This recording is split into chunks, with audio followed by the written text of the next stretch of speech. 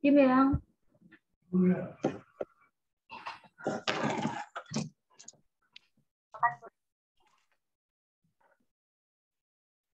Baik, assalamualaikum warahmatullahi wabarakatuh.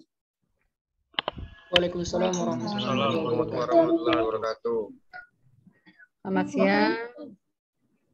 Selamat berjumpa kembali di dalam pertemuan kita yang keempat di mata kuliah hukum kewirausahaan maksud saya.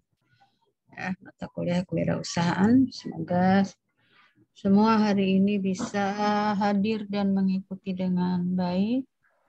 Di sini sudah tercatat ada 20 berapa ini? 29 apa ini? Serta kita mundur sedikit tadi waktunya, ada hal yang harus diselesaikan. Baik, hari ini kita akan lanjutkan dulu ya secara teori-teori dulu sebelum kita nanti melanjutkan hal-hal yang bersifat ke praktek gitu ya, praktis. Dan ini kita akan bicara soal etos kerja ya. Jadi etos kerja yang utama yang harus dimiliki oleh seorang calon wirausahawan ya, atau entrepreneur. Jadi bagaimana Anda harus memiliki sikap itu supaya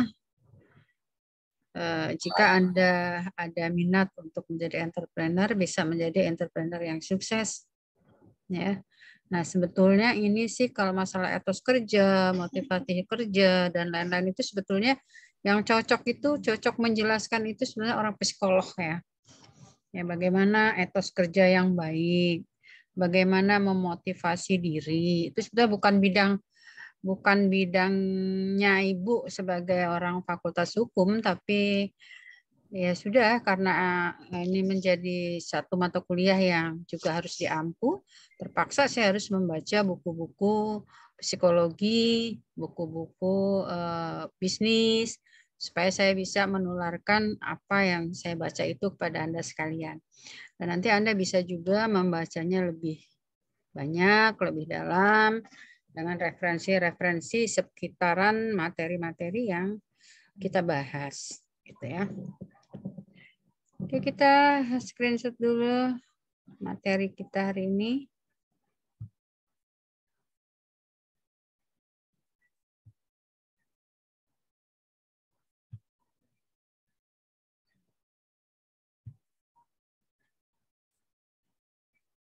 Ya, kita bicara soal etos kerja.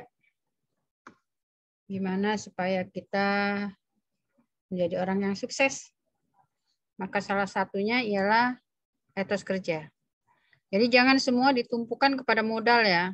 Anda sering bertanyanya, Bu, tapi modalnya dari mana? Bu, saya tidak punya modal. Bu, saya. Nah, coba kita bangun dulu, membangun diri dulu. Ya, baru nanti kita bicara soal permodalan. Ya, mau punya modal segunung dapat warisan, kalau tidak ada etos kerja, males bangun tidur jam 10, terusan males-malesan, nge-game terus, buka usaha, ya gimana gitu ya. Gimana mau sukses gitu kan. Nah, sekarang bagaimana kita membangun diri kita supaya kita menjadi orang yang sukses. Oke, sambil ngantuk-ngantuk sedikit nggak apa-apa, karena saya juga rada-rada ngantuk ini. Ya, tapi jangan tidur ya, awas kalau tidur saya intip, nanti saya nggak ada tidur, saya foto kamu. Oke, seperti biasanya kursor saya akan jalan terus, ngintip Anda di sana masih ada apa enggak. Hati-hati kalau kedapatan ya. Kedapatan tidak ada, saya foto. Nanti saya anggap Anda tidak hadir. Ya. Oke, kita akan bicara soal etos kerja dengan 3 item. Yaitu kita akan bicara soal etos kerja yang unggul dalam berwirausaha. Lalu kita akan bicara juga upaya-upaya yang diperlukan untuk membentuk etos kerja. Kemudian cara membangun kepercayaan diri. Ini yang kata saya ini sebetulnya lebih cocok. Ini sayangnya biasanya ini anak saya ada di sini yang psikolog, kalau dia ada saya suruh dia ini yang masih nyampaikan ini. Ini jurusan orang psikologi ini yang bicara ini, ya. Tapi nggak apa-apa, kita semua orang hidup itu mesti apapun bidang kerja kita harus punya etos kerja yang baik, ya, terutama untuk wirausaha. Ya, kata saya kemarin, kalau mindset kita cuma mau jadi ASN doang, ya udahlah sederhana aja, nggak usah dibangun-bangun etos kerja yang tinggi-tinggi lah, berangkat jam 8, pulang jam setengah 4 gitu, cukup lah itu dah. Jam setengah 1 sampai jam 2 istirahat, sholat, dan makan, pulang. Ini tidak ada persaingan apa-apa. Nah, kalau Anda ingin terjun di dunia usaha, maka hal-hal seperti itu tidak berlaku, ya, nggak laku, tidak bisa bersaing dengan orang lain. Ya. Kita masuk ke substansi pertama. Kita bicara soal sub satunya ini. Jadi kita bicara soal etos kerja. Etos kerja adalah karakter, ya. Jadi dari bahasa Yunani ethos artinya karakter. Artinya karakter. Atau cara hidup. Cara hidupnya seperti apa? Karakternya seperti apa? Ya. Jangan kalau rajinnya pas di depan pacarnya atau pas di depan calon mertua biar dibilang rajin. Pas udah itu balik lagi gitu ya. Jadi gaya hidupnya, bukan gaya hidup ya, tapi cara hidup, ya, kebiasaan seseorang. Juga bisa juga mendekati juga mirip-mirip juga dengan motivasi atau tujuan daripada seseorang secara moral itu apa. Tentang dunia mereka. Nah, itu etos kerja. Jadi Anda memandang dunia Anda itu seperti apa, gitu. Ya. Seperti apa? Apakah memandangnya sebagai hal yang biasa-biasa saja? Apakah memandangnya sebagai hal yang penuh tantangan? Apakah memandangnya sebagai hal sambil-sambilan saja, gitu ya?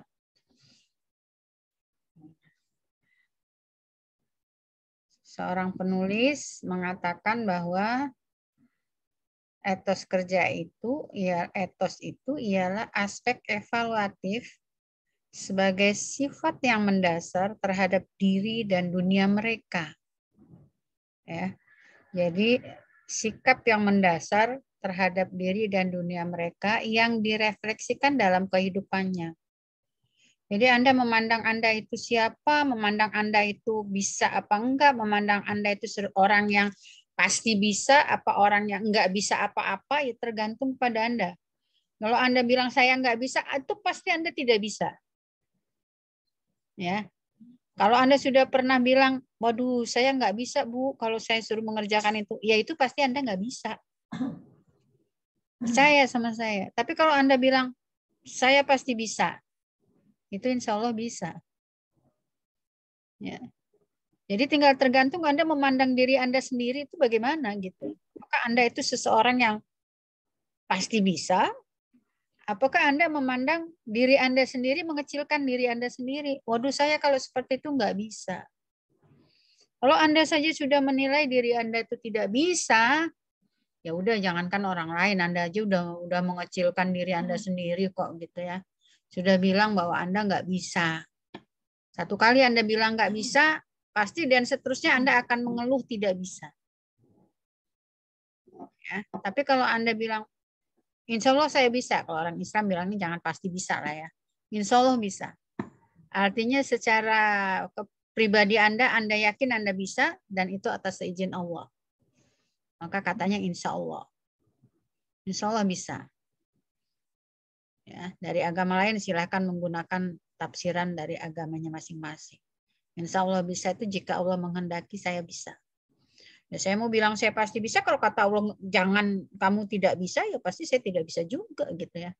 Maka saya harus mengatakannya bukan saya pasti bisa, cuman itu slogan ya. Saya pasti bisa. Kalau orang lain bisa, saya bisa. Insya Allah. Gitu. Ya, kalau itu sudah ditanamkan dalam diri, maka pasti yang akan Anda lakukan ialah upaya untuk mencapai bisanya itu, gitu ya. Upaya Anda untuk mencapai bisa itu yang Anda katakan bisa tadi. Tapi kalau dari awal aja, aduh, gua rasa-rasanya kalau mata kuliah kewirausahaan ini nggak bisa loh, nggak bisa nangkep loh gua. Apalah cerita kuliah ini. Udah, dan seterusnya Anda akan tidak bisa menanggapi atau menangkap mata kuliah ini. Ada sepertinya saya nggak bisa loh kalau suruh jadi hakim, kayaknya tugasnya berat. Ya Anda nanti akan tidak bisa. Kalau orang lain bisa ya bisalah, saya insya Allah kan gitu. Kalau Anda sudah mengatakan bisa, maka Anda akan berusaha untuk bisa. Itu ya. Itu bukan ini ya. Itu bukan teori basa-basi ya. Secara psikolog itu, secara kejiwaan itu kata buku-buku psikologi itu seperti itu. Ya. Jadi kalau sekali Anda mengeluh tidak bisa secara psikologis, itu Anda pasti dan ke depannya nggak bisa. Mana mungkin lah saya bisa nyupir, orang saya sepeda aja nggak bisa misalnya. Ya udah lu seterusnya nggak bisa nyupir gitu. Kenapa orang sepeda sama mobil beda? Gitu.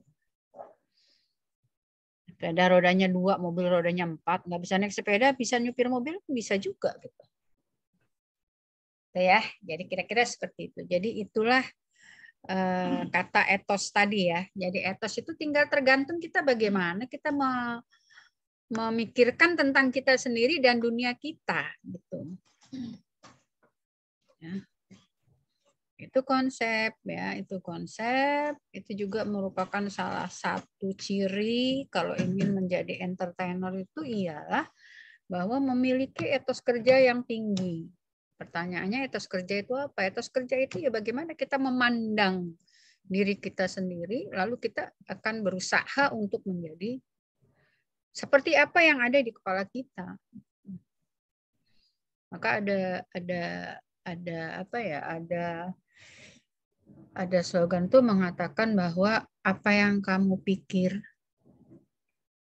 itu nanti akan keluar dari mulutmu. Apa yang keluar dari mulutmu itu akan menjadi karaktermu. Apa yang menjadi karaktermu itulah yang akan menjadi kebiasaan-kebiasaanmu. Jadi mulai dari pikiran dulu. Coba mulai diasah pikirannya untuk berpikir positif. Gitu ya, berpikir positif. Karena itu tadi alur-alurnya dari mikir dulu pasti dia keluar omongan. Setiap omongan kita itu pasti yang apa yang ada di kepala kita gitu. Nah, mungkin kita mikirnya lain, ngomongnya lain gitu ya. Pasti apa yang meluncur dari mulut kita itulah yang ada di dalam pikiran kita. Maka coba aja kalau kita sedang ngobrol sama kawan, perhatiin aja omongan dia sampai sepanjang dia ngomong tuh dia ngomong apa aja. Lurus nggak dia ngomong? Apalagi ngomong ini belum selesai dia ngomong lain, belum selesai dia pindah lagi ngomong lain. Udah kamu jadi pendengar dulu, perhatikan. Itu nanti akan ketahuan kepribadian orang itu seperti apa. Ya, karena apa yang dipikir itu pasti meluncur ke dalam pembicaraannya. Apa yang dibicarakan pasti nanti perilakunya seperti itu. Ya. Apa yang menjadi perilaku dia ya keajegan terus dilakukan menjadi sebuah kebiasaan. Etos kerja itu berkaitan dengan apa saja sih gitu ya. Hal-hal yang harus dipupuk dengan untuk bukan hal-hal yang harus pupuk ya, tapi sebetulnya kita bicara etos kerja itu keterkaitannya dengan apa saja. Satu, kaitannya dengan masa depan. Ya, dengan masa depan. Segala sesuatu yang di-planning, yang direncanakan,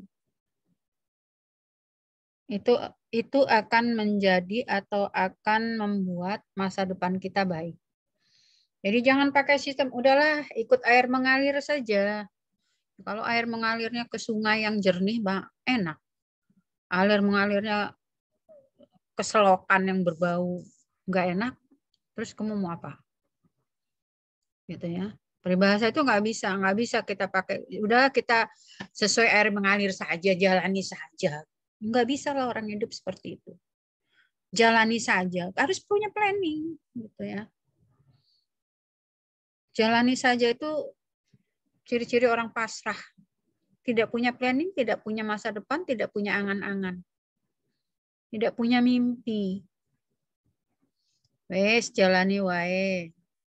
Air mengalir. Yo, kalau air mengalir ke laut, lautnya luas. Kalau air mengalir ke sungai, sungainya jernih. Kalau air mengalir ke selokan, selokannya bau. Mau kamu masuk ke dalam selokan bau? Enggak kan?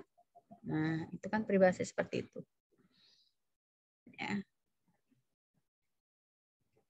Artinya orang itu ambisi itu perlu ya. Makanya kalau orang ambisi, ya nggak boleh tuh ambisius. Kalau ambisius nanti akhirnya kita harus mengalahkan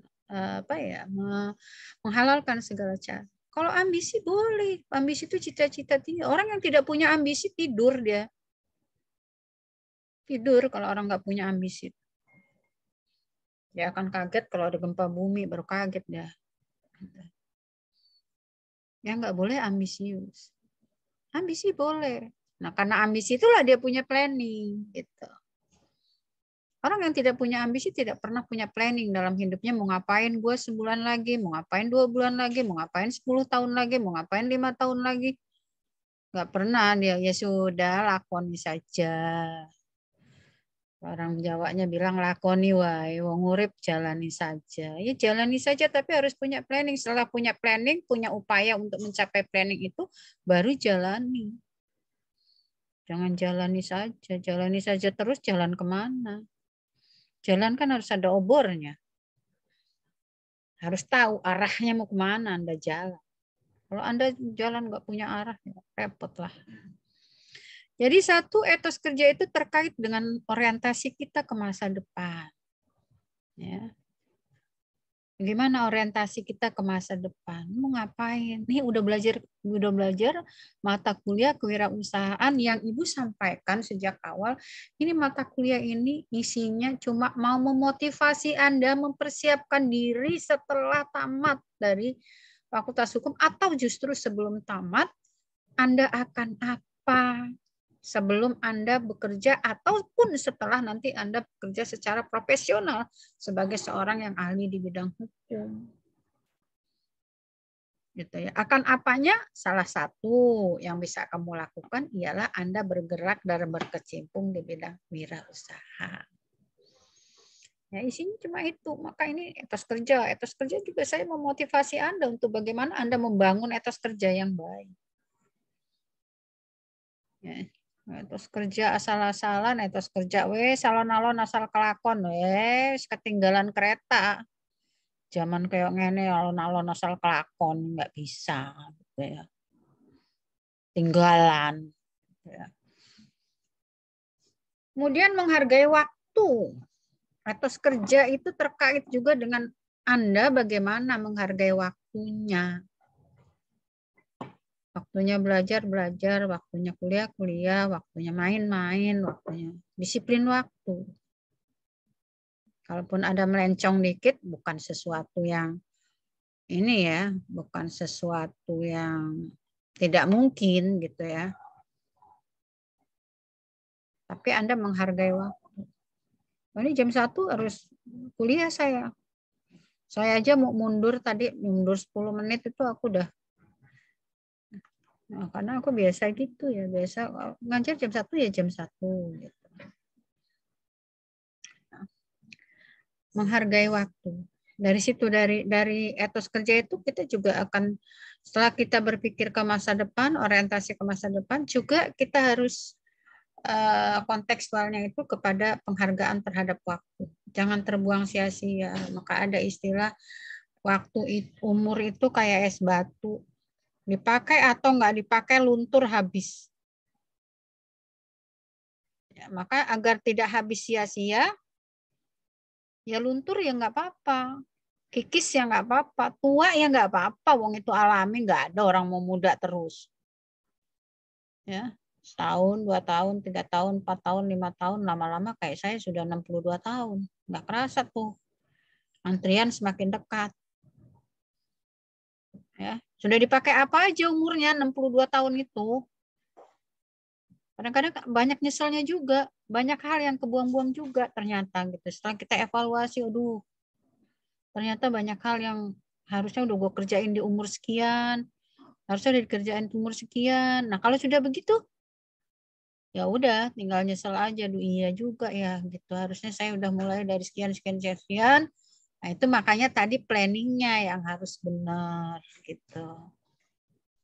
Ya. Untuk menjadi sukses itu planningnya harus benar karena waktu itu dipakai nggak dipakai jalan terus, nggak ada waktu ini hari ini mundur lagi ke tanggal 8 kemarin, nggak bisa. Yang ada besok ketemu dengan tanggal 10, maka setiap hari itu adalah hari yang baru bagi kita, nggak bisa mundur lagi. Maka kalian-kalian yang masih muda, anak-anakku semua yang masih muda-muda ini, kalau mulai dari sekarang sudah berpikirlah mengenai masa depan. Akan apa dan bagaimana. Jangan dibuang waktunya sia-sia. Yang ada nanti penyesalan. Ya. Berkaitan dengan masalah dan tanggung jawab etos kerja itu. Ya. Ya. Kesungguhan, ada kesungguhan di dalam mengerjakan sesuatu. Dalam menghadapi persoalan, di dalam menghadapi pekerjaan, di dalam menghadapi sesuatu, itu ada kesungguhan di dalam menyelesaikannya. Bukan asal menyelesaikan memenuhi syarat. Sudah lagi lah Bu Kingkin itu kuliah jam 1 sampai jam 3. Ikutin aja, nggak memenuhi syarat absensi sama kita suruh on cam. Sudah memenuhi persyaratan. Tidak ada tanggung jawab diri. Yang dipentingin itu kan tanggung jawab terhadap diri Anda. Kalau Anda punya etos, oh sayang ini waktunya kebuang. Nanti kalau saya nggak dapat apa-apa kan saya juga yang rugi. Jadi berkaitan dengan tanggung jawab.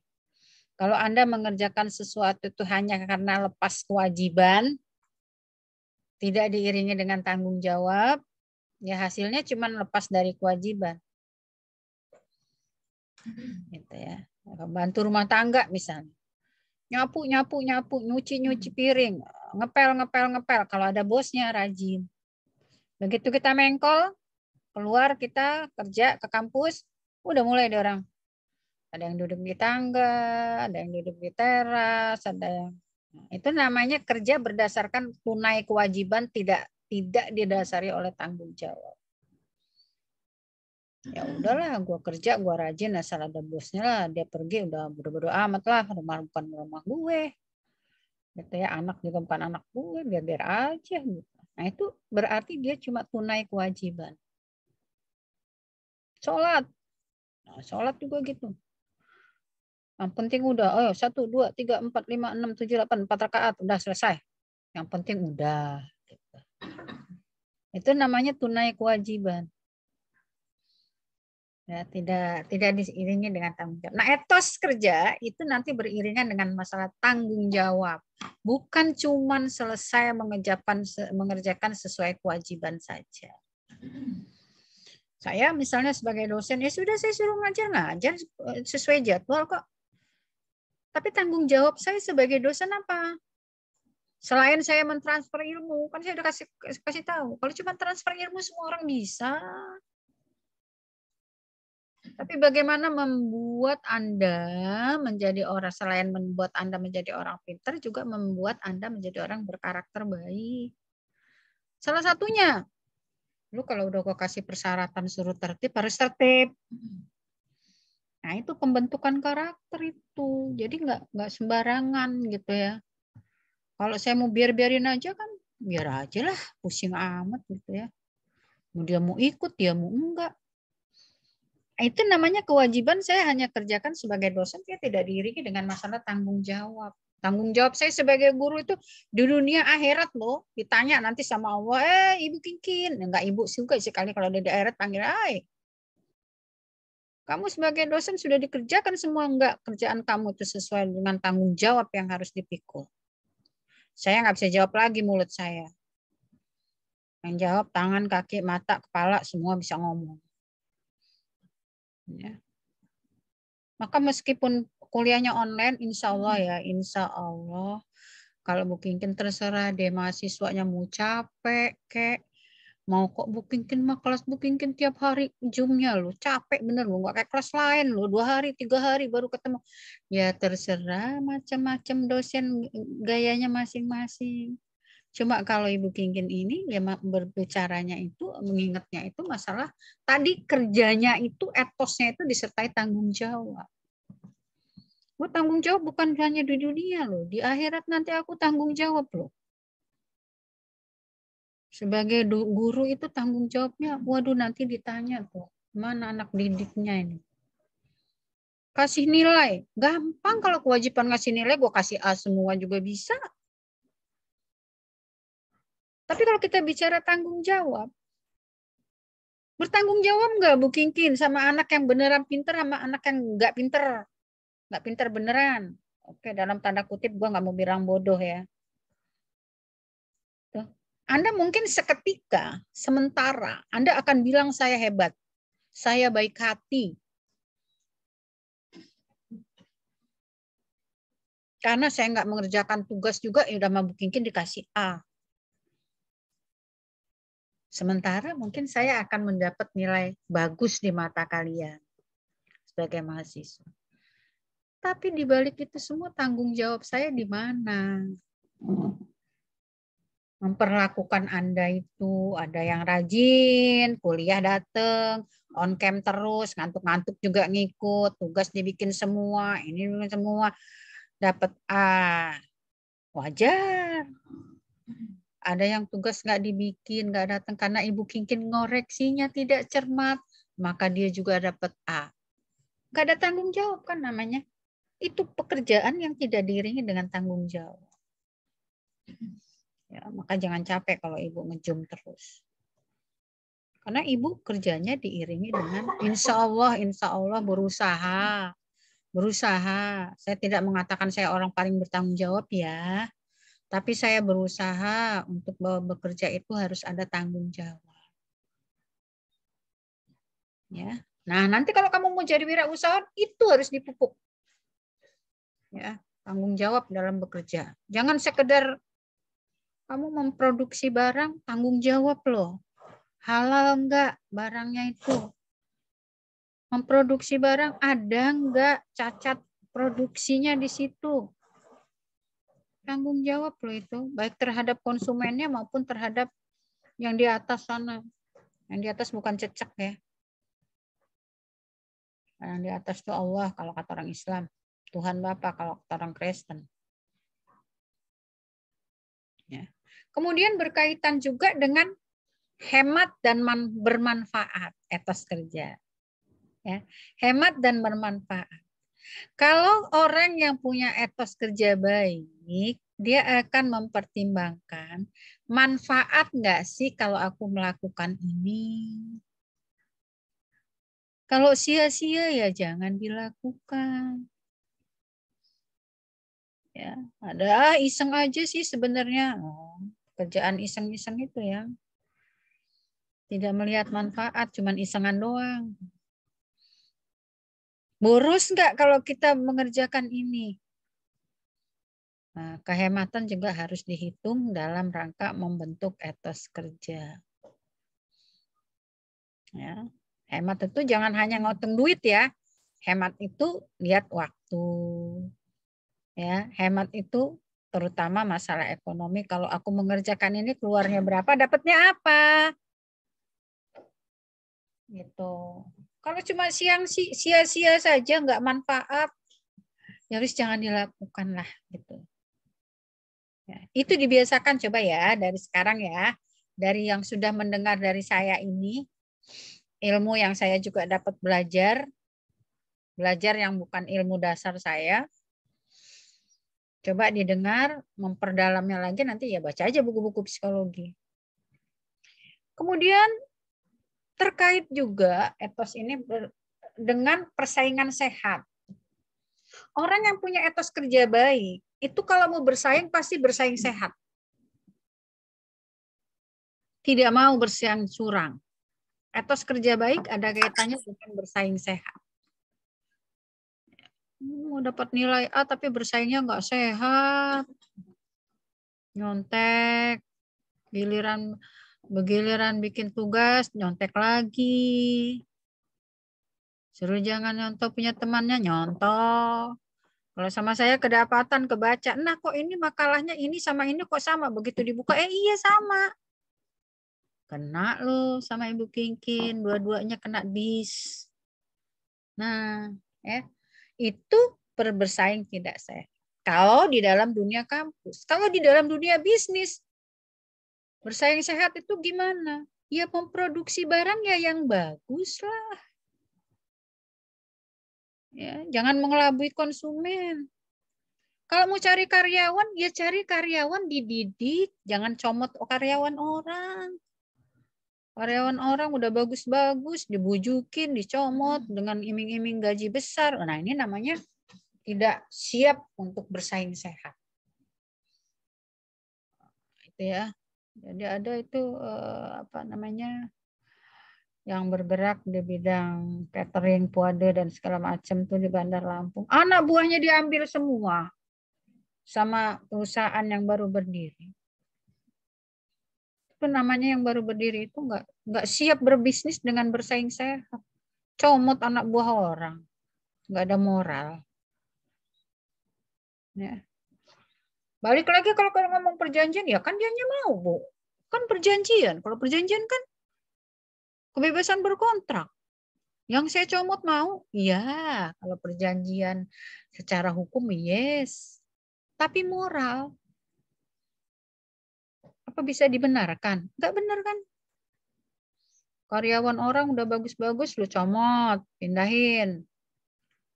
Nggak mau ngedidik sendiri dari dasar. Didik sendiri dong, kasih pelatihan karyawannya. Ya.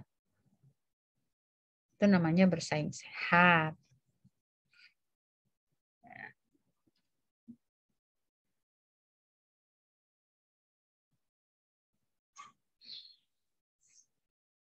Ya.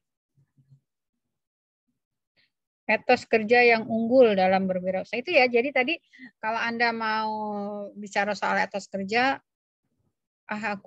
etos kerjaku udah baik belum ya? Ukur aja sendiri di sini misalnya. Anda sudah punya orientasi masa depan belum? Udah punya planning belum untuk masa depan Anda? Selama ini Anda sering atau sudah mulai belajar menghargai waktu belum? Selama ini semua pekerjaan yang Anda kerjakan, baik itu pekerjaan di rumah, ikut orang tua, maupun pekerjaan sebagai pelajar, apakah sudah diiringi dengan masalah tanggung jawab? Apakah sejauh ini Anda sudah mengerjakan sesuatu yang bermanfaat dan menyingkirkan hal-hal yang tidak manfaat? Apakah dalam kehidupan Anda sejauh ini Anda sudah semuanya dilakukan dalam perspektif persaingan sehat? Kalau belum, coba dijawab jujur saja sendiri, dibuat contreng nomor 1, udah belum ya gue?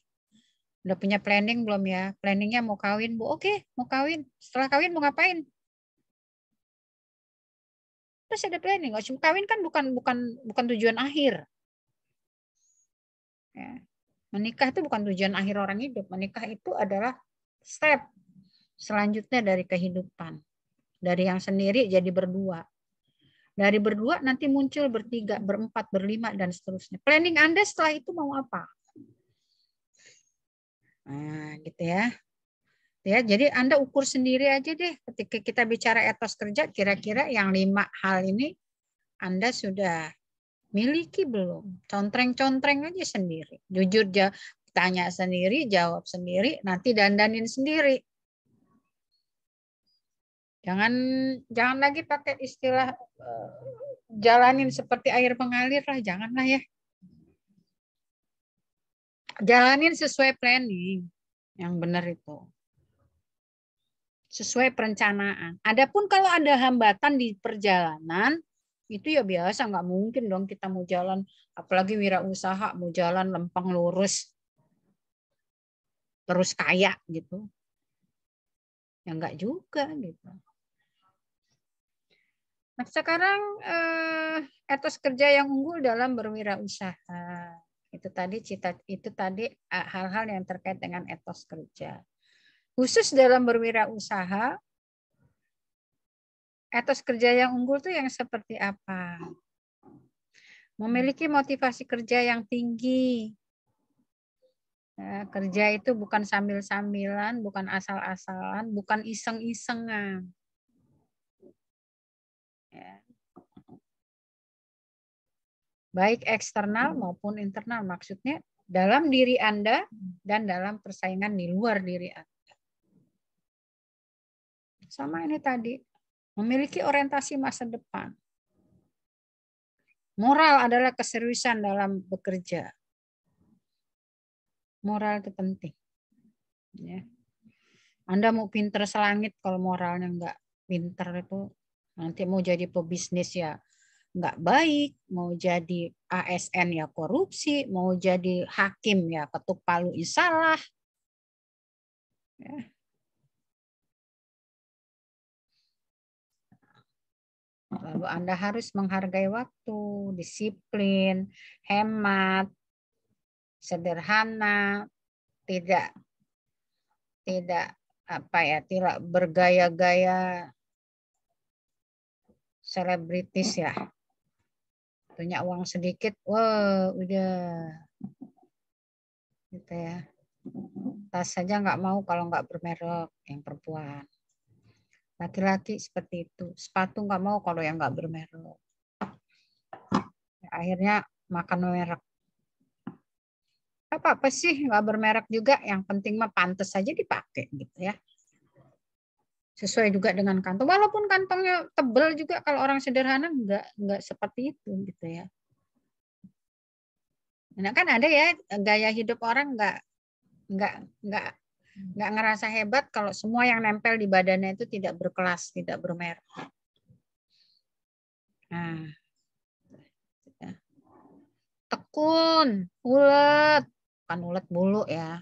Ulet itu maksudnya dalam mengerjakan sesuatu itu cermat gitu ya, nggak mudah putus asa. Sekali dia bergerak, gagal bangun lagi. Gagal bangun lagi, dicoba lagi. Tekun di jalan. Kalau udah satu kali terus macet, terus udah menyerah, asah lagi diri Anda bahwa mengerjakan sesuatu itu tidak mungkin ada yang satu kali terus berhasil baik. Kalaupun ada, kalau saya bilang tidak ada, ya ada. Ya, tapi Anda boleh mencontoh, tapi jangan gagal, jangan kecewa kalau Anda belum bisa sepenuhnya mencontoh itu.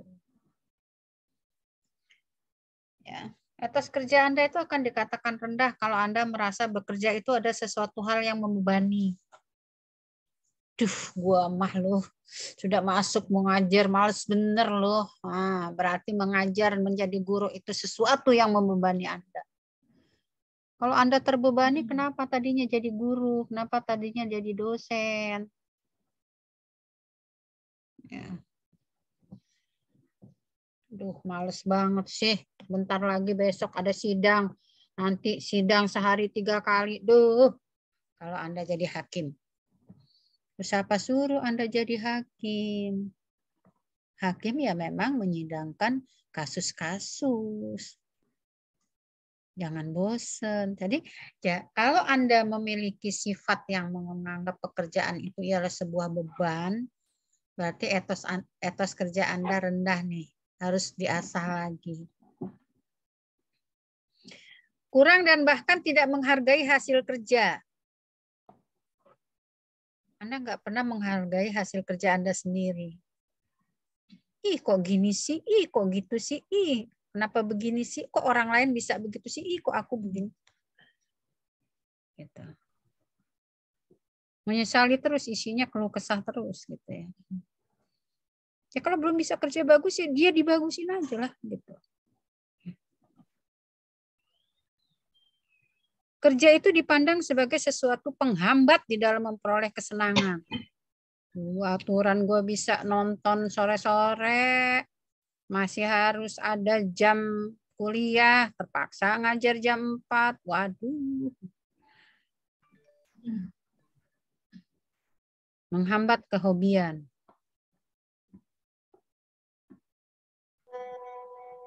Kerja itu dilakukan sebagai bentuk keterpaksaan. Ya udahlah, tadi terpaksa lah gue wirausaha. Kan ada kemarin udah materinya ya. Jadi seorang entertain itu, jadi seorang wirausahawan itu karena kepaksa,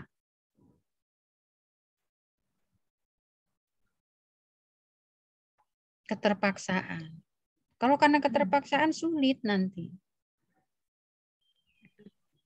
Kalau tadinya dimulai dari keterpaksaan, harus dipupuk bahwa itu harus Anda kerjakan sebagai profesi Anda. Sesuatu yang menyenangkan. Ya. Kalau sudah mengerjakan sesuatu itu yang menyenangkan tuh pasti enjoy kerjanya. Jangan kepaksa.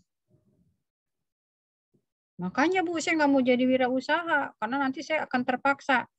Kan saya nggak nyuruh Anda jadi wirausaha. Saya kan memotivasi Anda kalau mempersiapkan diri Anda nanti. Kalaupun Anda memang merasa sangat terpaksa kalau harus jadi wirausaha, jangan kerjakan. Karena nanti nggak nyaman. Nah, tapi kalau Anda mau coba kan boleh saja yang kata saya cerita kemarin kan, kalau udah dapat duitnya, udah dapat untungnya, udah dapat enaknya bahwa orang berwirausaha itu lebih enjoy, lebih enak daripada orang bekerja di kantoran atau kerja sama orang lain, kan nanti Anda akan menikmati. Kerja itu dihayati, jangan hanya sebagai rutinitas hidup. Rutinitas pagi berangkat, sore pulang, pagi berangkat, sore pulang. Tanpa dihayati seharian tuh ngapain aja.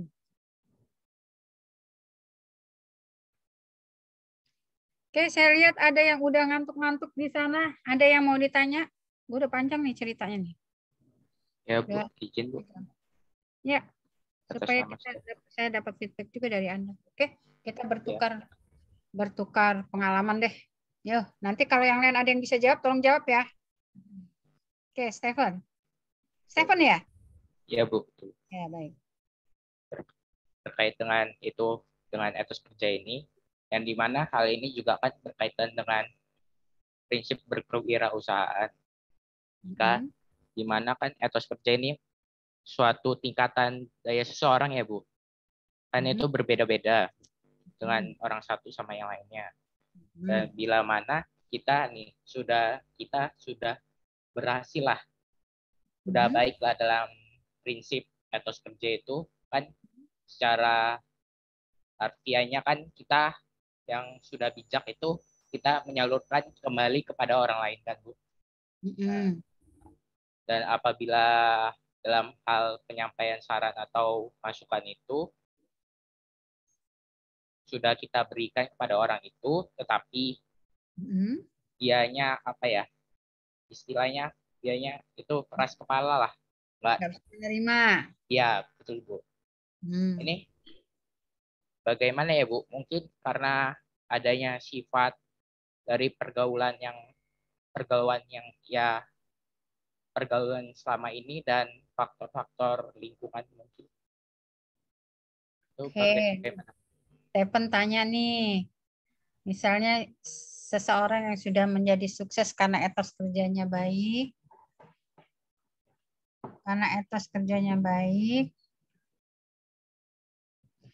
Bentar ya, saya lagi ini siapa pula yang nelpon? Oh, izin menjawab boleh Bu? Ya, ya, ya, silakan. Halo.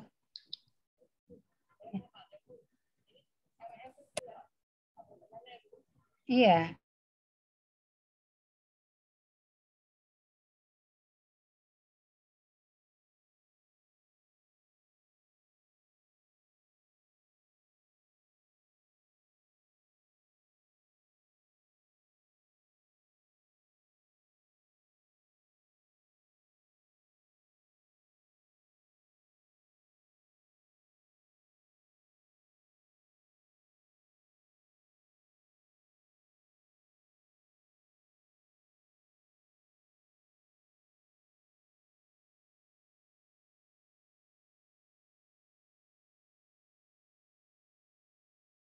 Silakan.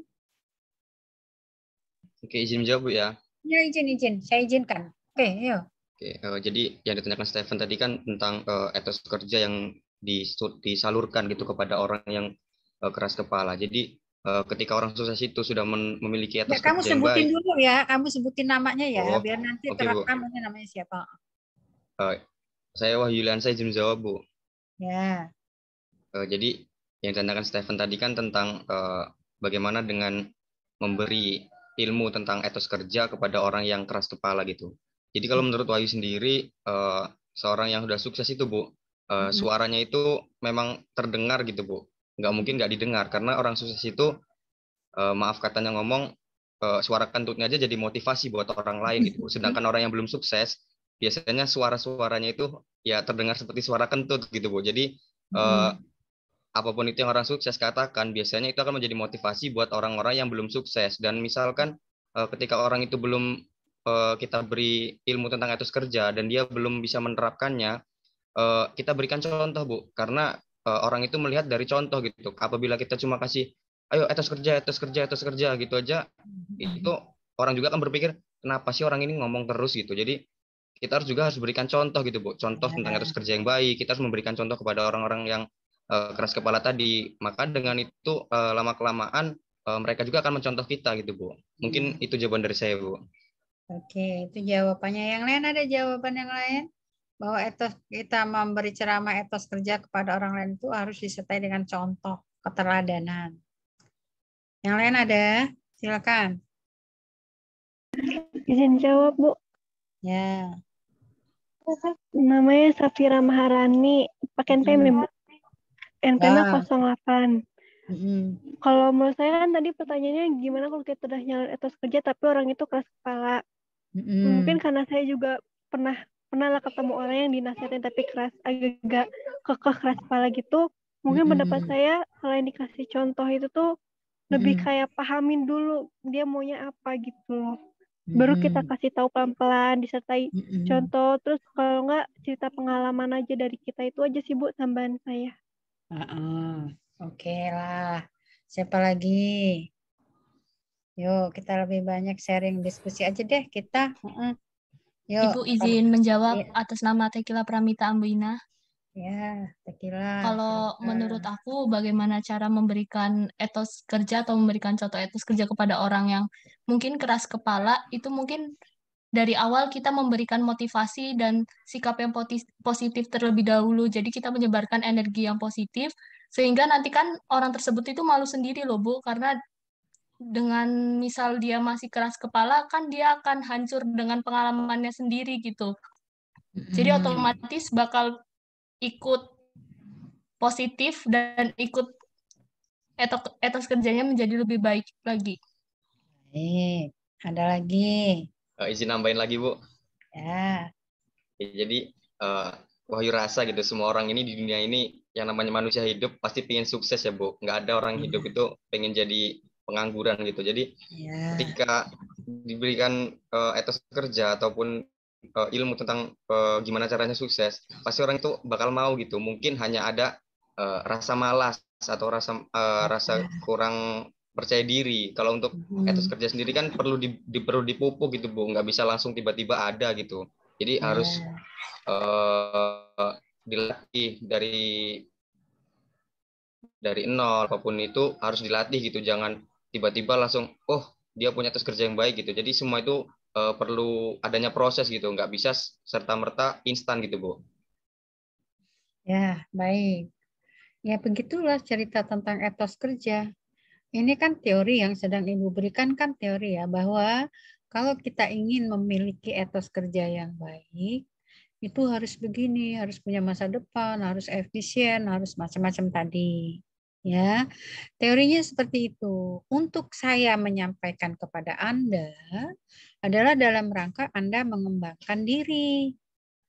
Tapi kalau misalnya persoalan seperti Stephen tadi, misalnya ada seseorang punya kakak atau punya adik yang pemalas, dikasih pengarahan begini, nggak masuk di dia. Nah kalau nggak masuk di dia, ya tadi benar, salah satunya ialah jangan hanya dengan omongan, tapi dengan contoh. Ya, Anda bisa dijadikan role model bagi dia, gitu loh. Anda sukses, kemudian Anda juga bisa dijadikan contoh oleh dia, gitu ya. Jadi secara kejiwaan itu dia bukan cuma dicekokin dengan omongan, tapi dia bisa mencontoh bahwa orang yang bicara itu memang juga ternyata orang sukses. Itu saja kadang-kadang orang kalau orang yang nggak peka itu malah dia kebetulan nasibnya baik, dia kebetulan. Di dunia ini tidak ada yang kebetulan. Ya, secara agama saja Allah tidak akan merubah nasib seseorang kalau dia sendiri tidak merubahnya. Nah, artinya apa? Artinya kita memang harus berusaha untuk merubah diri. Gitu. Ya. Lalu kalau dia keras kepala, kasih dia contoh. Itu kasih dia contoh. Kata Wahyu tadi, kasih dia contoh sehingga Anda menjadi role model bagi dia. Oh iya. Tapi kalau dia juga masih keras kepala sementara Anda ingin dia itu memiliki etos kerja yang baik, katakanlah karena itu saudara kandung Anda. Ya Anda nggak boleh bosan memberi dia tahu, memberi dia contoh, mengajak dia, memotivasi dia. Ini yang kata saya ini sebetulnya orang psikolog yang bisa bicara seperti ini. Langkah-langkah apa sih yang bisa kita bawa untuk mengatasi orang-orang seperti itu? Itu kalau Anda bicara psikologis murni. Sekarang kita sedang bicara dalam rangka kita akan melakukan kewirausahaan, maka satu modal yang harus dipenuhi ialah kita memiliki etos kerja yang baik. Saya menyarankan kepada Anda, supaya kita memiliki etos kerja yang baik, kaitkan dengan planning kita masa depan. Nih, yang tadi, yang di sini. Coba kita sudah punya planning belum untuk masa depan itu? Saya meminta Anda untuk mengukur diri Anda. Kalau Anda nanti berjumpa dengan orang lain yang Anda susah sekali memberitahu agar dia memiliki etos kerja yang baik, beri dia contoh. Susah lagi, sudah diberi contoh tidak juga dia mendengarkan, walaupun Anda sudah menjadi orang sukses. Maka boleh Anda membawa dia ke seorang psikolog. Psikolog nanti yang akan menangani. Bukan psikiater ya, kalau psikiater wong gilo, psikolog. Ya, gitu. Yuk kita jalan-jalan supaya karena ilmu kita nggak nyampe ke sana. Kita nggak punya ilmunya tuh. Kamu anak fakultas hukum nggak punya ilmunya. Tapi kalau dibawa ke psikolog, nanti psikolog akan mengukur kenapa orang ini kayak gini. Gitu. Lalu bagaimana cara mengatasi orang yang seperti ini? Orang yang keras kepala seperti ini, bagaimana cara mengatasi? Datangin aja ke psikolog, nanti dinasehatin sama psikolog, diukur itu kejiwaannya. Nah, kalau kita nanti berdebat kusir karena kita bukan ilmunya. Ya, bisa dipahami Ibu ngomong? Halo? Bisa, Bu. Nah, Bisa, Bu. Jadi Bisa, Bu. sekarang tugas kita bukan memaksa Ibu. orang lain harus memiliki etos kerja baik, itu bukan tugas kita. Ya, kita sekarang belajar bagaimana diri kita memiliki etos kerja yang baik untuk mempersiapkan diri ke depannya kalau kita mau jadi seorang wirausaha. Jadi kita jangan diskusi soal psikologi murni ya, karena Ibu juga tidak akan bisa menjawabnya gitu. Kita sekarang sedang belajar untuk diri kita sendiri dulu lah. Ya, mempersiapkan diri untuk menjadi seorang wirausaha salah satunya ialah kita harus mempunyai etos kerja yang baik. Loh, etos kerja baik itu yang bagaimana sih, Bu? Tadi ciri-cirinya. Kita punya wawasan ke masa depan enggak? Kita punya pertimbangan efisiensi enggak dalam mengerjakan sesuatu? Dan lain-lain yang 5 tadi. Yang kata Ibu, coba tanya sendiri, jawab sendiri, buat list sama kamu. Kalau semuanya belum kecontreng, belum iya, maka Anda harus mengasah diri Anda sampai semua terjawab iya. Oke, jadi sekarang forum kita ini ialah sedang mengasah diri bagaimana mempersiapkan kalau kita ingin menjadi seorang wirausaha. Ya, kalau nanti kita berhadapan dengan orang lain yang tidak mau dinasehati, keras kepala, ya sejauh kita bisa memberi contoh, insya Allah dia masih manut, alhamdulillah. Tapi kalau sudah dikasih contoh, kita juga dicepelein, nggak jadi role model bagi dia, malah lo, ya lo kebetulan aja nasib lo bagus katanya. Kata kebetulan itu sebetulnya dalam orang yang punya etos kerja baik tidak ada. Tidak ada sesuatu terjadi di dunia ini karena kebetulan. Itu nggak ada. Rambut lu jatuh satu tuh seizin Allah. Nggak ada rambut jatuh satu kegugur ke bumi kalau tidak seizin Allah. Artinya apa? Artinya semua yang terjadi terhadap diri kita itu tidak ada yang kebetulan. Semua serba apa yang kita kerjakan itu hasil. Apa yang kita tuai itu sebagai hasil dari apa yang kita lakukan. Apa yang kita lakukan adalah sebagai realisasi dari apa yang kita rencanakan. Maka tadi, apa yang kau pikir pasti yang kau omong. Apa yang kau omong pasti jadi karaktermu. Apa yang jadi karaktermu pasti akan jadi kebiasaanmu. Oke ya.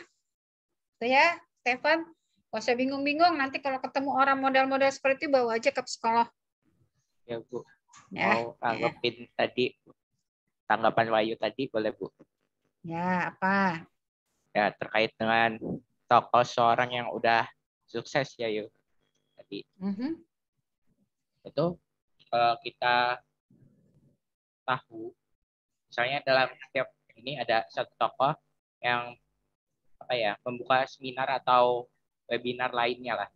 Mungkin itu juga nggak bisa semua orang itu mengikuti dia lah. Dan benar kata Ibu tadi itu juga mungkin dari tanggapan yang orang dia dapat ini sebagai kitanya atau ada bermasalah dengan pemikiran dengan otak kecil atau otak besarnya sehingga nggak bisa tersalurkan dengan baik. Kita juga lihat lah dari statistik bagian pekerja kita yang dimana hal ini lebih banyak pengangguran dibandingkan dengan yang orang yang sudah bekerja di Indonesia ini. Oke. Baiklah, itu pendapat kita ya. Pendapat itu, opini itu boleh saja, boleh saja ya. Maka saya katakan tadi kita tidak bisa berdiskusi secara pukrol bambu, kalau istilah dalam hukum itu pukrol bambu. Pukrol bambu itu berdiskusi yang tanpa keilmuan yang memadai. Ya. Nah, karena itu saya sarankan nanti kalau ada hal-hal yang mendasar tentang hal-hal yang bersifat psikolog ini, Anda baca lagi buku psikologinya, kemudian nanti kalau berhadapan dengan orang-orang yang agak sulit untuk dinasehati, agak sulit untuk diberi pengertian, maka Anda bisa memanfaatkan jasa konsultan psikolog. Ya, datangnya jangan ke konsultan hukum, tapi ke konsultan psikolog. Ya. Baik, kita lanjutkan sekarang prinsip-prinsip dalam menumbuhkan etos kerja. Gimana nih supaya aku nih ternyata nyontreng yang 5 tadi kok ternyata aku nggak ada contrengannya semua ya, nggak punya planning, nggak punya efisiensi, menganggap pekerjaan itu adalah sesuatu yang berat misalnya. Lalu bagaimana, masih bisakah diasah diri kita untuk memiliki etos kerja yang baik? Masih dong. Etos kerja itu nggak muncul dengan sendirinya sejak lahir, itu hasil pemupukan, hasil pendidikan, hasil faktor lingkungan gitu ya. Kalau lingkungannya orangnya disiplin, pasti anak itu akan menjadi anak yang tumbuh menjadi anak disiplin. Tapi kalau lingkungan orang tuanya, lingkungan neneknya, lingkungan saudara-saudaranya di situ tidak disiplin, ya anaknya menjadi tidak disiplin, tumbuh menjadi seorang anak yang tidak memiliki kedisiplinan diri. Artinya apa? Faktor lingkungan juga besar pengaruhnya. Gitu. Membentukkan karakter itu dari lingkungan, dari pendidikan. Lingkungan terdekat dulu yaitu keluarga. Artinya apa? Artinya kalau etos kerja itu dipertanyakan, apakah etos kerja itu bisa dibentuk? Bisa. Bisa dirubah, bisa. Siapa bilang tidak bisa? Bisa. Bayi itu dilahirkan seperti kertas putih, kata orang ilmu kejiwaan, kata ilmu orang psikologis. Tinggal mau jadi merah, mau jadi biru, mau jadi kuning, tergantung kita mau warnainya.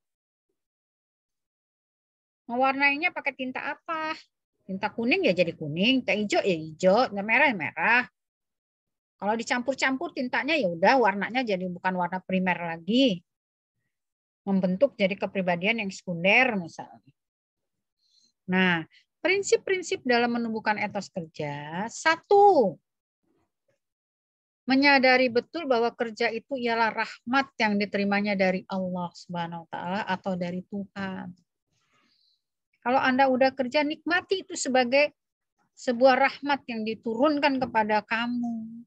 Mau jadi ASN, nggak semua orang jadi ASN masuk. Begitu kamu udah masuk, kamu nggak menyadari bahwa itu adalah rahmat Allah, sehingga kamu dalam menjalankan itu nggak serius gitu. Nggak semua orang bisa jadi dosen. Begitu udah jadi dosen banyak ngeluhnya. Nggak semua orang bisa jadi pengusaha. Begitu udah jadi pengusaha, nah berarti itu tidak mensyukuri. Tidak mensyukuri. Ya, syukurilah apa yang sudah kita dapat, lalu kerjakan. Jadi kerja adalah rahmat. Bekerja dengan ketulusan dan selalu bersyukur itu membuat kita lebih dekat pada Sang Pencipta. Kalau kita sudah lebih dekat kepada Sang Pencipta, maka kita akan bekerja dengan lillahi ta'ala. Ya.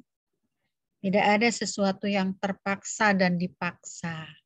Ini rahmat Allah. Saya jadi pegawai seperti ini ya karena kehendak Allah. Berarti saya harus bersyukur.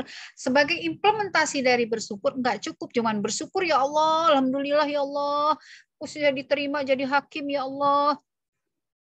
Lu jadi hakim yang benar dong gitu. Sebelum ngetok palu dibaca dulu ketentuan peraturan perundangan dengan baik. Kemudian rasa keadilan dipertimbangkan, rasa kemanfaatan dipertimbangkan, sehingga ketika jeger palu itu jatuh, Anda nggak mikul dosa. Jadi kerja adalah sebagai rahmat. Mulai dari sekarang. Setiap pekerjaan yang Anda lakukan, nikmati itu sebagai rahmat yang diturunkan Allah kepada Anda. Lalu yang kedua, nikmati bahwa sebuah pekerjaan itu ialah amanah. Maka kita kalau ada orang yang baru diangkat, bekerja di mana, jadi apa, sukses ya, semoga amanah. Bekerja dengan tanggung jawab tadi, kejujuran, itu merupakan amanah dari Tuhan. Amanah. Kerjalah dengan rasa tanggung jawab. Jadi bekerja dengan amanah itu maksudnya bekerjalah dengan jujur, bekerjalah dengan rasa tanggung jawab. Jangan cuman merasa bahwa itu kewajiban yang harus diselesaikan. Jangan asal ngomong. Amanah ya, selamat ya, semoga amanah. Amanahku apa sih? Amanah itu berarti kalau dia mengerjakan sesuatu, dia jujur. Penuh tanggung jawab. Latih dirimu sejak sekarang menjadi orang yang jujur dan bertanggung jawab. Apapun nanti pekerjaanmu lah ya. Khususnya nanti kalau Anda mau jadi wirausaha. Karena ini kontekstualnya dengan materi perkuliahan kewirausahaan. Bekerja adalah panggilan. Panggilan siapa nih? Allah ini manggil kita cuma 2 kali. 1 panggil sholat, 2 panggil dan seterusnya. Menganggap sebuah pekerjaan adalah kesucian membuat seseorang melahirkan sifat integritas di dalam hidupnya. Panggilan, emang aku sudah panggilanku untuk menjadi dosen. Ibu ini dulu kuliah SLTA-nya itu ialah dari sekolah guru. Dari kecil memang ibu ada panggilan untuk menjadi guru. Setelah besar, dewasa, kuliah, ibu memilih jalur hukum. Ketika itu dari sekolah guru masih bisa. Tahun terakhir itu ibu, tahun 79. Dari SPG masih bisa masuk ke jalur fakultas hukum.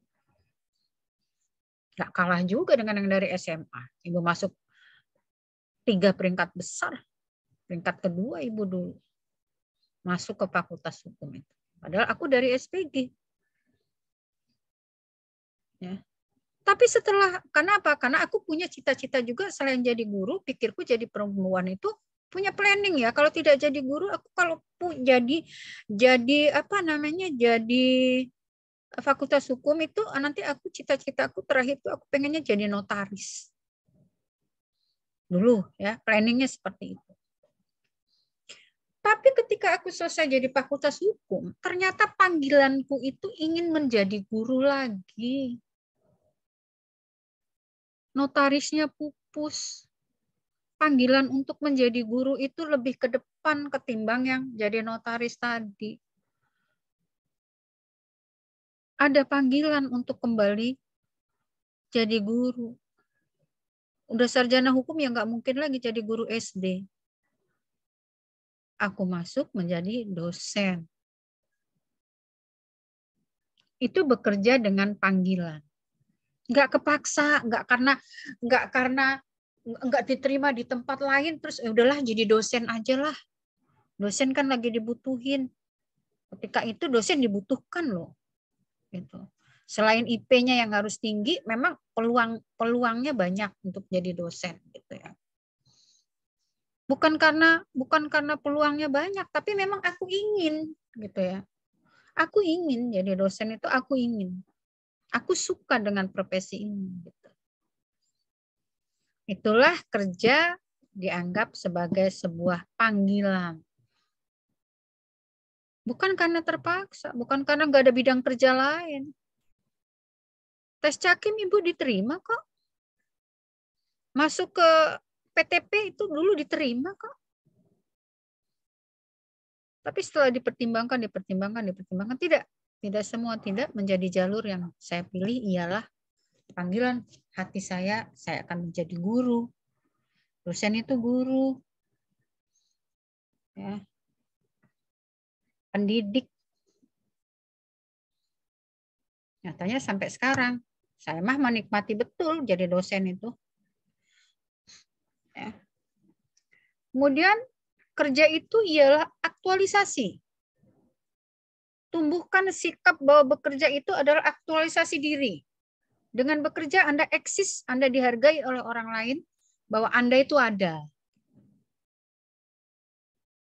Jangan nyumput. Jadi Anda merasa bangga dengan pekerjaan Anda. Pekerjaan itu merupakan aktualisasi diri. Jangan malu-malu. Kalau Anda panggilannya menjadi apa gitu, ya udah ini aktualisasi diri Anda ada di situ. Keren loh kerjaan gue nih. Gitu. Harus Anda sendiri yang menganggap seperti itu. Kalau Anda saja sudah tidak menghargai bidang kerja Anda, gimana orang lain? Gitu. Baru punya perusahaan kecil, Bu. Masa mau bilang keren? Loh, Anda duluan yang harus bilang keren. Bahwa saya seorang pengusaha, walaupun perusahaannya masih kecil. Itu ya, bukan sombong ya. Merasa diri keren itu bukan sombong ya. Tapi merasa bahwa saya bisa mengaktualisasikan diri saya melalui bidang kerja ini.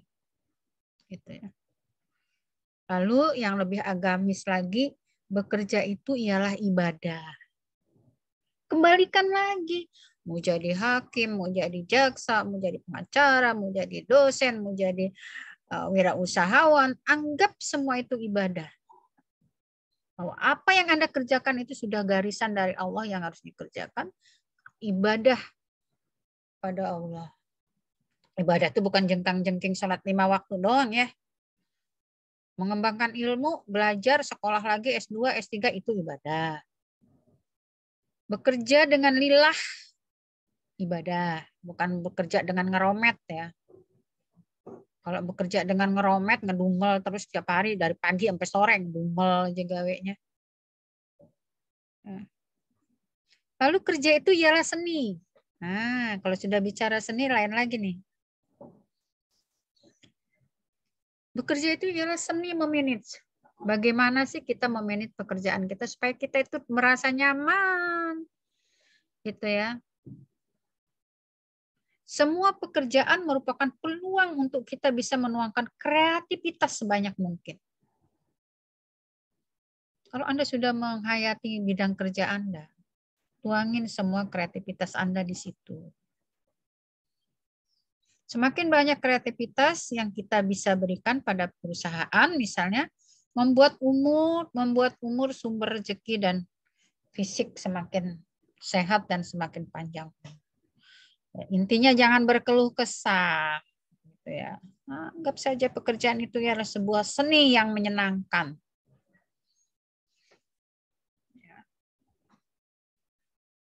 Kalau saya sekarang terus terang aja sih ada kerikil-kerikilnya ini karena terbentur saya kan udah bukan eranya IT ya. Zaman-zaman umur saya ini sudah mau pensiun baru IT-nya gencar. Nah, itu yang kadang-kadang saya juga agak macet-macet yang tadinya gue senang-senang happy-happy kalau gue ngajar di depan kelas, ketemu murid, ketemu mahasiswa tuh senang banget. Sekarang harus terkendala, pasang laptop, pasang ini, pasang itu, belum lagi kalau macet, itu juga menjadi kendala. Tapi saya anggap ya sudahlah seninya di sini, udah nggak apa-apa lah.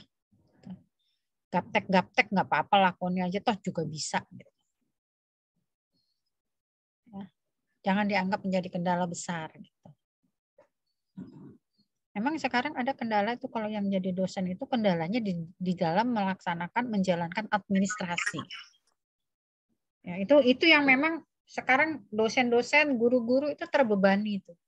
Yang seharusnya tidak usah terbebani, tidak usah dibebani dengan masalah-masalah administrasi sehingga ketika menjadi tugas utamanya menghadapi mahasiswa, dosennya udah kecapean, kelelahan yang ada ketemu mahasiswa, udah nanti dulu ya, mau apa namanya diskusi, mau minta pembimbingan nanti dulu ya ibu lagi capek lagi ngurus. Karena apa? Karena ada tugas lain yang seharusnya itu bukan pekerjaan yang ada di situ gitu ya. Nah, sekarang juga sudah seperti itu dunianya yang itu membuat agak sedikit mengganggu agak sedikit ya, tapi sedikit ya. Gue kadang-kadang udahlah bodo amat, tugas utama aku ialah ketemu mahasiswa, ialah penelitian, ialah pengabdian. Selebihnya ya oke nanti aja lah itu gitu ya. Kemudian kerja itu ialah sesuatu kehormatan. Lu bisa bayangin lu nongkrong jadi direktur, apa enggak kehormatan? Nongkrong jadi jekso, apa enggak kehormatan? Sementara orang lain sedang tertatih-tatih mencari pekerjaan ke sana kemari belum memperoleh. Menjadi seorang pengusaha walaupun sedikit, walaupun kecil, apakah tidak suatu kehormatan juga? Dibanding orang yang belum memulainya. Ya, semua orang tidak terlepas dari sifat ingin dihormati. Asal jangan gila hormat. Ya, semua orang pasti punya jiwa ingin dihormati. Kalau kita bidang kerja, kita menghormati pekerjaan kita, pasti orang lain pun nanti akan menghormati. Dan kerja adalah pelayanan. Unsur pelayanannya ada. Kerja di bidang apa saja lah. Ya, nggak usah saya sebutkan. Kalau Anda bekerja di bidang yang berhadapan dengan masyarakat, ya berarti Anda harus melayani masyarakat. Saya bekerja sebagai dosen, ya berarti saya harus melayani mahasiswa. Walaupun kadang-kadang jengkelin mahasiswa sekarang, sopan santunnya yang agak kurang bagus gitu ya. Nge-WA dosennya, ibu kapan di kampus? Pakai etika dikit lah. Sarana WA itu memang ya untuk sarana komunikasi, tapi gunakan bahasa yang baik. Oh saya hari ini tidak ada di kampus nak, mungkin besok. Oke Bu. Kata oke itu kan bisa diganti menjadi baik Bu. Kan bisa sih. Gitu ya. Nggak usah ke Inggris-Inggrisan. Oke Bu. Kalau Anda dengan teman Anda ya nggak apa-apa. Kalau saya nggak, saya marahin itu kalau pakai kata oke gitu. Ya memang oke juga artinya oh iya gitu ya. Saya kok nggak suka ya gitu. Oke ya, sekarang saya lanjut. Udahlah tadi tuh. Ya jadi itu bagaimana cara menumbuhkan etos kerja, ini juga bagaimana Yang dapat menumbuhkan etos kerja juga ada agamanya baik, pasti etos kerjanya nanti akan baik. Budaya sekitarnya baik, kondisi sosial politiknya baik, kondisi lingkungannya juga ikut mempengaruhi, kondisi pendidikannya juga seperti itu. Ya. Nah, ini tadi sudah sama ya. Oke, ada pertanyaan lagi atau ada yang mau didiskusikan? Silakan. Ya, jadi etos kerja ya.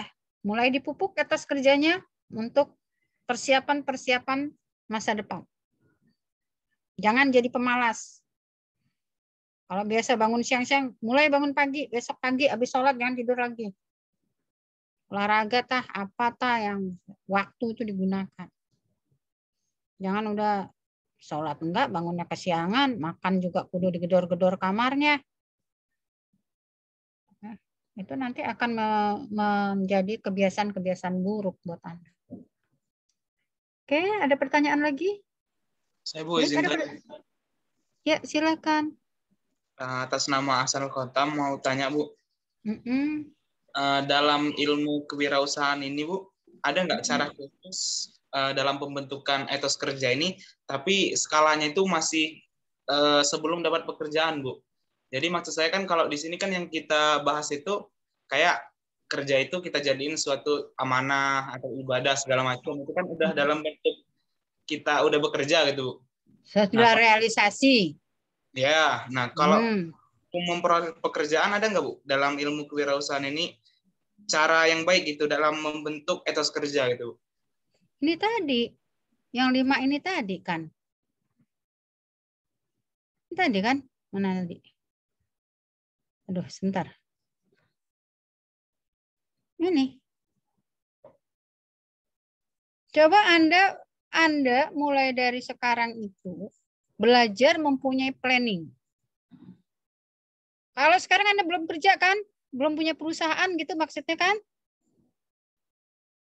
Persiapkan diri Anda dengan mempunyai planning dulu. Planning Anda bulan depan mau ngapain, tahun depan mau ngapain, 2 tahun lagi mau ngapain, selesai kuliah mau ngapain. Sudah mulai itu punya konsep. Kan belum kerja. Jadi kalau belum kerja kan kamu mempersiapkan menjadi orang yang nanti memiliki pekerjaan. Memiliki pekerjaan kan bukan berarti mindset kamu ialah bekerja kepada orang lain. Kalau mindset kita akan dirubah untuk tidak bekerja pada orang lain, maka planning kita apa? Persiapkan dulu. Nah, ini pentingnya. Ini tadi Ibu mengajak Anda untuk bagaimana mempersiapkan diri kita ke depan. Gitu ya. Lalu untuk mempersiapkan hal-hal yang akan kita capai di masa akan datang itu, latih diri kita untuk menjadi seseorang yang memiliki disiplin. Disiplin itu disiplin waktu, disiplin uang, disiplin macam-macam. Sesuatu yang penuh perhitungan. Ya, disiplin. Lu kuliah suruh 16 kali, 16 kali. Kalau nggak sakit jangan nggak masuk. Itu melatih diri kan. Untuk setiap event bisa seperti itu. Disiplin itu untuk setiap kesempatan. Mulai dari sekarang. Oh, suruh kalau bikin tugas jangan nyontoh. Ya disiplin, jangan nyontoh meskipun ada kesempatan buat nyontoh. Melatih diri itu nggak gampang memang. Tapi harus dilatih. Lalu coba asah masalah tanggung jawab di dalam ketika nanti Anda bekerja. Mulai dari hal-hal yang sederhana. Tanggung jawab kamu sebagai mahasiswa apa sih? Bukan cuma lepas kewajiban kuliah kewirausahaan jam 1 sampai jam 3 misalnya. Tapi tanggung jawab kamu setelah mengikuti mata kuliah hukum kewirausahaan yang katanya ingin memotivasi Anda menjadi seorang wirausahawan. Anda paham nggak itu? Lalu Anda siap nggak? Seperti itu. Latih diri dari sekarang mengerjakan sesuatu yang bermanfaat. Kalau Anda cuma berjam-jam main game pakai laptop itu apa itu bermanfaat? Bermanfaat Bu, sekarang kan banyak gamers yang duitnya banyak. Ya kalau itu mau kamu jadikan pekerjaan, ya silakan saja. Berarti Anda akan lari ke profesi itu. Disiplin diri. Kembangkan dirimu di situ. Tapi jangan ngegame yang untuk mainan doang. Dari pagi sampai malam, malam sampai pagi lagi, nggak tidur, boro-boro belajar. Ya, kerjakan sesuatu yang manfaat. Nggak manfaat, no way, jangan. Tinggalin gitu. Belum bekerja, Bu, bagaimana kita mau melatih persaingan sehat? Loh, persaingan sehat itu bukan hanya kalau sudah bekerja. Bersaing sehat itu dalam kehidupan sehari-hari itu sudah bisa dibentuk. Itu tadi, bersaing sehat lu mau ngalahin temen lu yang pinter, yang memang pinter, belajarnya rajin. Terus lu punya paman, kenal sama Bu Kingkin. Tolong dong Om, kasih tahu tuh Bu Kingkin, aku kewirausahaannya bagusin dong nilainya. Itu namanya bersaing tidak sehat. Saya ketemu mahasiswanya gitu, bukan saya kasih A, malah saya kasih D. Itu namanya latihan bersaing tidak sehat. Itu kan bentuknya latihan. Kalau dari sekarang aja kamu udah mulai bersaing tidak sehat, gimana nanti gitu loh. Oke ya, saya kalau udah ngomongin masalah ini jadi semangatnya bukan apa-apa ya. Memang saya harus bagaimana Anda, ini justru sebelum, kalau Anda sesudah nanti tadi yang saya bilangin. Ini justru sebelum. Mulailah kita belajar punya perencanaan. Mulailah kita disiplin menghargai waktu. Mulailah kita menjadi seorang yang memiliki tanggung jawab. Tidak hanya sekedar melepaskan kewajiban. Gitu. Lu jadi suami nih, mau jadi suami nanti harus tanggung jawab lu, bukan cuma kewajiban ngasih makan istri sama anak lu. Tanggung jawabmu sebagai bapak apa? Tanggung jawabmu sebagai ibu apa? Bukan cuma kewajiban ibu ialah nyusuin anak, kewajiban ibu ialah nyuapin anak, kewajiban ibu ialah itu kan juga bukan kewajiban ibu, bapak juga bisa. Ya, kita sekarang belajar ilmu gender, bapak juga bisa saling bertukar tugas. Yang nggak bisa dipertukarkan ialah hamil dan menyusui. Cuman gendong bayi, mandiin, nyuapin, gantiin baju itu bisa dipertukarkan. Ya.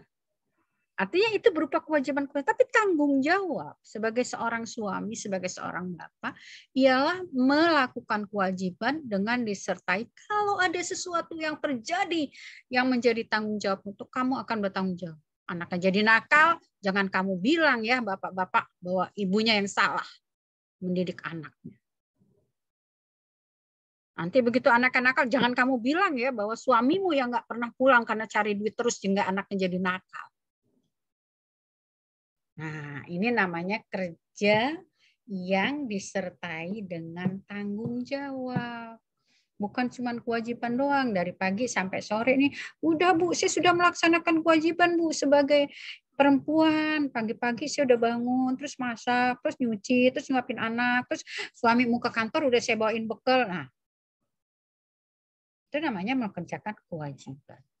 Tapi tanggung jawab itu adalah dampak kalau kewajiban itu tidak dilaksanakan, kemudian ada hal-hal negatif yang terjadi. Gitu. Oke ya, buat yang bertanya tadi, monggo kita semua mari kita mulai dari sekarang. Anda kalau ibu mah udah tua lah, udah belajarnya udah dari muda ini. Ya. Persoalan sekarang betulkah saya sudah menjadi seseorang yang bertanggung jawab atau belum? Bukan saya yang menilainya. Tapi setidaknya saya sudah berusaha untuk ke arah sana. Gitu. Mari silakan nanti kita belajar mengasah diri, mulai oh ya juga ya, planning gue apa nih? Planning saya habis semester ini akan ngapain? Selesai semester 4, semester 5 nanti mau gimana? Habis semester 5, semester 6 mau gimana? Semester 6, semester 7-nya terus mau ngapain? Untuk mengejar itu saya harus disiplin, asah terus itu. Bisa nggak Bu? Bisa, tergantung daripada kita ingin atau tidak mengasah diri. tadi ya, kalau kita bilang tidak bisa, ya tidak bisa. Kalau kita bilang bisa, ya bisa. Oke, siapa yang bertanya tadi? Sudah bisa dipahami? Sudah, Bu. Oke. Baik, karena sudah apa? Kalau masih ada yang belum tanya lagi, ya silakan saja. Masih ada waktu 10 menit. Enggak 10 menit sih, sebetulnya waktunya masih panjang. Kalau tidak ada, saya rasa tidak ada ya. Masih ada? Oh, tidak ada, silakan ketua kelas nanti di SS dulu buat disetorin ke saya ya. Oke. Saya akhiri perkuliahan ini. Billahi taufik wal hidayah. Wassalamualaikum warahmatullahi wabarakatuh. Selamat sore. Waalaikumsalam warahmatullahi wabarakatuh. Terima kasih, sehat selalu ya, Ibu. Terima kasih, Bu. Ya, selamat sore. Terima kasih. Oke, dipoto dulu, Stephen.